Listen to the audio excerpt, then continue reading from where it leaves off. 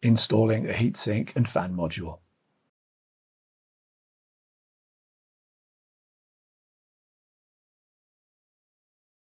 Align the 4 screws on the heatsink and fan assembly with the corresponding screw holes on the system board. Note: make sure that the front label is facing the front of the server. Partially fasten screw 1,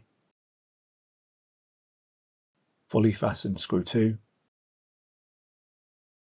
and then fully fasten screw 1.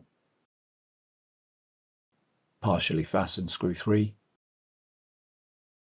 fully fasten screw 4, and then fully fasten screw 3. Connect the fan power cable to the fan 2 connector on the system board. Install the server cover.